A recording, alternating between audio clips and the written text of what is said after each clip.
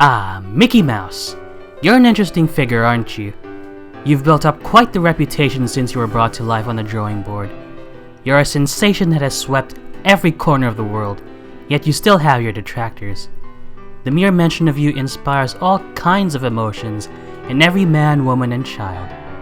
You're adored by a lot of people and despised by just as many. Some are fascinated by you, while others could care less. It's been that way ever since you were conceived some 70-odd years ago. What's there to say about you that hasn't already been said? Well, I guess I'll still give it a try. I only hope that I can do you justice. Where to start? Here we go.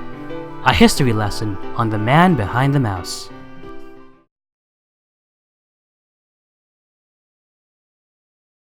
Walter Elias Disney, simply known as Walt, had it pretty bad when he first tried to enter the animation industry. Poor old Walt simply could not catch a break, as his endeavors were often met with dead ends somewhere down the road. His first attempt to fame was the Newman Laughograms, an anthology of 12 theatrical cartoon shorts. It enjoyed a 2-year run beginning in 1921 and ending on July of 1923, when the studio behind the shorts filed for Chapter 11 bankruptcy. Miraculously, the Laughogram shorts have survived up to the present day and have been uploaded onto YouTube by a very generous user. Cutting his losses from this failed pursuit, Walt sold off his film camera and made enough money to move from Kansas to Hollywood. On that very same year, he would then produce his follow-up to Laughograms, known as Laughlets, an even more short-lived series. Unlike Laughograms, these shorts were 20 to 30 seconds in length, and it's not yet known if any of them still exist today. There isn't much else known about the series either, other than the fact that Walt produced it on his own. That's strike two, Walter. Got any other bright ideas? Actually, he does. Walt apparently had one more ace up his sleeve during his time working on Laughograms, one that would bring him to the light at the end of the proverbial tunnel. It turns out that he was working on a different project underneath the table. That project went under the name of Alice's Wonderland, a live-action animation hybrid centered on a girl living in a cartoon world. After moving in with his older brother Roy, Walt came into contact with New York film distributor Margaret Winkler in hopes of finding someone who'll buy and showcase his work. Down on his luck and banking everything he has into his newest pet project, he delivered the Alice film reel to Winkler, a move that would become the launchpad for his subsequent and more fortunate Alice comedy series. Impressed with what she had seen, Winkler commissioned both Walt and Roy for 6 more Alice shorts to the tune of $1,500 per short, and gave them the option to produce 6 more after meeting their original quota. The Alice series was met with respectable success, with a total of 56 shorts shown in theaters over a 3-year period.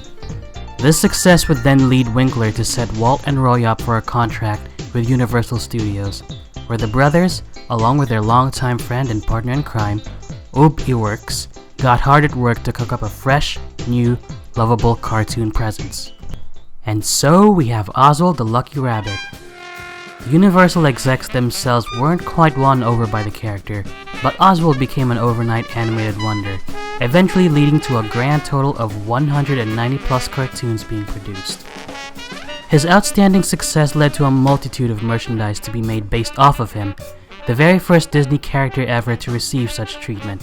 Stuffed toys, candies, refrigerator magnets, and much more were made and chugged out like no tomorrow. Everything was fine and dandy for the Disney brothers. After much hardship, after many dead ends, Walt's dream had finally become a reality, and it's all smooth sailing from there. Right? Right? Sadly, no. 1928 saw yet another roadblock for Walt. Around that time, he had approached Charles Minst, the de facto head of Winkler Pictures and husband to Margaret Winkler, and requested that the budget to produce the Oswald cartoons be increased by 20%. Minst declined the request, while also forcing Walt to take a 20% decrease in budget.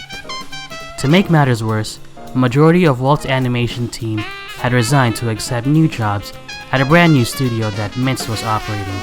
something that Mintz was proud to admit to Walt directly.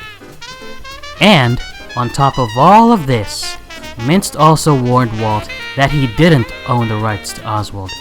Technically, Mintz didn't own the rights either, something that he hadn't realized at the time and would bite him in the butt much later.